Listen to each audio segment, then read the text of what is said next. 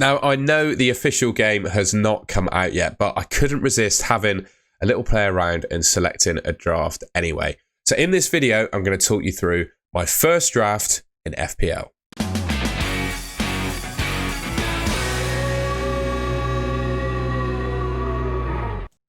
Now, before I get into the draft itself, I just wanted to say a massive shout out and thank you to FPL.Team. It's a tool where you can go in and create your FPL team ahead of the game actually starting. But what it also does is provide a look ahead for you. So once we're in the middle of the FPL season, you can pick a team for future game weeks, which the FPL game doesn't currently allow you to do. So not only is it a useful tool now for building a draft ahead of the game launching, it's also really useful for planning in the future when you've actually got your team going in the game. So big shout out to FPL.Team. They've also acted really quickly. All of the player prices that have been announced so far are in their game. And looking through the estimated prices for the rest of the players, I think they're all pretty accurate and pretty good. So the team that you create in FPL.Team, I think, won't be too far off where you go in the official game. So I've left a link in the description to FPL.Team, and now we'll get on with the draft. So the first player I'm considering for my team is Man City's Ortega. It certainly looks like Ederson is on his way out to Saudi Arabia. The club that are looking to buy him are apparently offering him $1 million per week to play there. I think Ederson may well leave Man City this summer. And if he does, Ortega, I think, is the clear first choice. I don't think Man City will rush out to replace him. Now, if the game prices them up with Ederson still being the first choice keeper, I think Ortega could come in and around 4 to 4.5 million. Obviously, he started off last season at 4 million. And if he is off, if Ederson is off and Ortega is 4.5 million, you're looking at 4.5 million for the starting Man City goalkeeper. And to be honest, I don't think you need to know a whole lot more than that. Last season, his record was decent. 5 appearances, kept a clean sheet, 20 saves. What's that? That's a bit more than about 4 saves per game, 2.85 per 90, which is a fairly decent total. And considering for some of those appearances, he didn't necessarily play the full 90 either. So a couple of defences I've got my eye on. First of all is the Arsenal defence. Quite simply, they conceded the fewest goals in the Premier League last season. They were by far and away the best defence. I think Gabriel, White, Saliba and Raya should be the most nailed for. Obviously, they're looking to sign Calafiori, and they have Timber, who's coming back from injury, well, has come back from injury as well. So there might be a little bit of uncertainty as to how that Arsenal defence lines up week on week. But you've got to think that White, Gabriel and Saliba and Raya, with the record that they had last season, are pretty safe. You can see there 29 goals conceded in the 38 games of last season with 18 clean sheets. Another defence that I've got my eye on is Crystal Palace. They were completely transformed under their new manager, Glasner. I think they're going to be fairly reasonably priced in the new game. We haven't got any, real price reveals yet, but they were very strong towards the end of the season under their new manager. They played 14 games under him, conceded 15 goals and kept 5 clean sheets. I think Munoz is probably the best defensive asset for Crystal Palace, but I also think he will be the most expensive. The 4 players you see there, Gahey, Richards, Anderson and Mitchell, I have a feeling they come in and around 4.5 million. With what I've just said in mind, here is the goalkeepers and defenders that I'm going to go with. Ortega in goal, I know he's got Chelsea away, but you pick your goalkeeper and you kind of stick with them really for the whole season. If he's a starting keeper for Man City, like I said, at 4.5 million, I'm very happy to just have and hold him. Gabriel, Mitchell and Saliba in defence. The Gabriel and Saliba double up in defence I think is going to be really strong. I'd imagine they both come in at around 6 million. That's what FPL.Team has them priced up as. So yeah, that's the defence. Okay, the first midfielder I've quietly got my eye on is Eze, particularly with Elise leaving for Bayern Munich.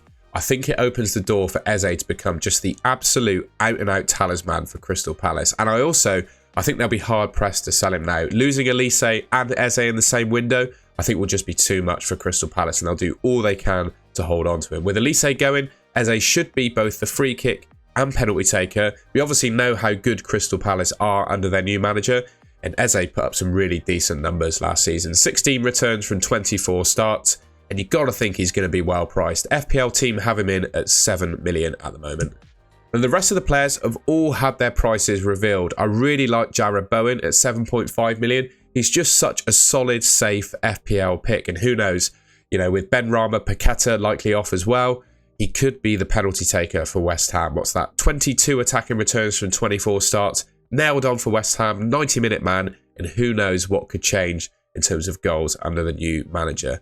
Next up, Bruno Fernandes. 8.5 million, I think, is a really good price for him. He's obviously Man United's absolute talisman, and I just have a feeling that Man United are definitely going to improve this season. He got 19 attacking returns from 35 starts last season. Definitely not one of his best seasons, but he's just nailed on, plays 90 minutes, starts every game. Penalties, absolute talisman for his team. I really like him as an option. And then finally, we've got Anthony Gordon. What's that? 27 attacking returns from 34 starts for him for Newcastle last season. I think 7.5 million is a great price. And again, similar to what I've said about Bowen, even Eze as well, and Bruno Fernandes, these guys are all just nailed on for their respective teams. They largely play 90 minutes. They're on the pitch for every minute. So that just gives them multiple opportunities and routes to score goals. And that's the midfield then. There are a few omissions, I will admit. I don't have Salah, I don't have Son, we don't know what position Son is yet. I don't have Saka, and I don't have Cole Palmer, who has just been revealed to be 10.5 million. But ultimately, I think the money you'll save from these players will allow me to upgrade my front line, which you'll see in a second. But I don't think the goals and returns they get will be too dissimilar from the likes of Saka and Palmer. I don't think there's enough in it to justify the price difference. Well, that's where I'm coming from at the moment. So Bruno Fernandes, Bowen, Gordon and Eze make up my midfield. Okay, up front, I'm torn really between two 7.5 million strikers that have been revealed yesterday in Mateta and Ivan Toney. Mateta scoring 9 goals in the last 6 games of last season. Obviously Crystal Palace on absolute fire for that period.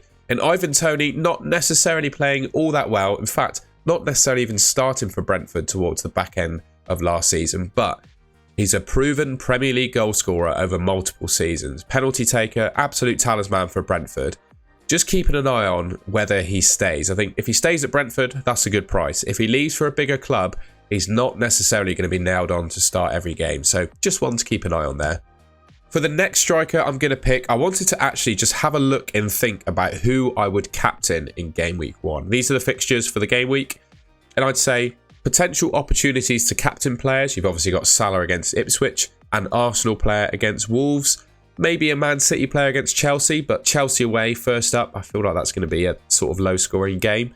Then Spurs away at Leicester City. I think the 2 outstanding ones for me, well 3, you got Liverpool at Ipswich, Newcastle at home to Southampton and Spurs away at Leicester. Given his record last season and how good Newcastle seemed to be at St James's Park, I think I'm going to pick Isak because, well, I think he's the best captain for game week 1. And then I think, going to go for the 15 million Erling Haaland. The record last season speaks for itself. His first fixture up, Chelsea away, is not the best. But then following on from that, he's got Ipswich, West Ham and Brentford. And I think in all 3 of those fixtures, he is probably the best captain in the game to go for. So 15 million, of course, he's the most expensive player in FPL history. And it definitely makes you think as to whether you want to pick him at that price. But I think just due to the fact that game weeks 2, 3 and 4, you probably want to captain him, that sort of justifies his price tag. There's my front 3 then. At the moment, I'm going for Toney. I just think Mateta was kind of a bit of a purple patch. I think he's a fantastic player, but Toney just has that proven track record of Premier League goals. Isak, like I said, and Haaland, with Isak likely to be my captain for game week 1. There is one player whose price has been revealed in Ollie Watkins already. I imagine he will come in at a very similar price to Isak. You can't deny what he did in the Premier League last season. 37 attacking returns from 37 starts in FPL. I just can't go with him from the off because I think Isak is the best captain. If you just look back to that starting 11 a second, there may be areas where I could look to save some money. Maybe downgrading Bruno Fernandes would allow me to upgrade Toney to potentially have Watkins in my team as well. I think I'm going to leave myself open to making transfers in the future though. Potentially Isak could become Watkins later on when fixtures swing, etc. But I just can't look past the Southampton at home captaincy opportunity for Isak. So that's my front 3.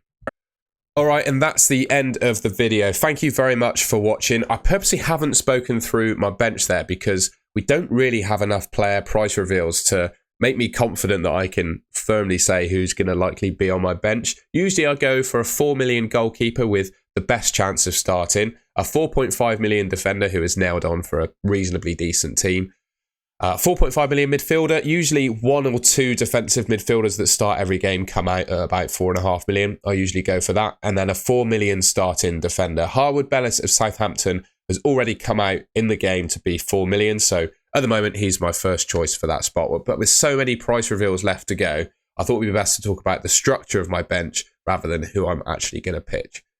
So if you enjoyed the video, please leave me a like rating. If you want to see more FPL content from me, I'll be making loads of videos right up until the start of the season. You can subscribe to the Goal to Goal channel. It should be just there on your screen. Like I said, thank you very much for watching, and I'll catch you in my next video.